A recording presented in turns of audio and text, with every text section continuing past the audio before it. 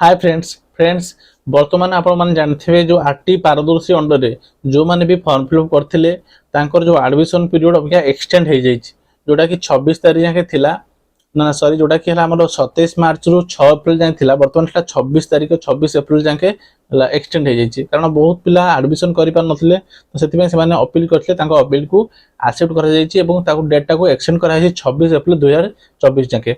किंतु friends एबिका registration जो second phase पे रजिस्ट्रेशन रो कोनोसी डिटेल्स दिया जाय नाही तो मे बी किसी दी अपडेट आसे मु आपण मानको को निश्चित भाव में ता विषय जणैबी।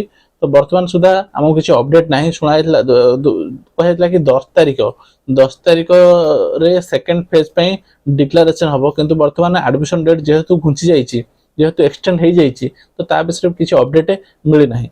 तो फ्रेंड्स आरटी पारदर्शी रे जो माने भी फॉर्म फिलअप करथिले जदि से मानकर वेटिंग रे अछि तो अपेक्षा करंतु एपंत किछि भी तार डेट डिक्लेरेशन हेई नाही।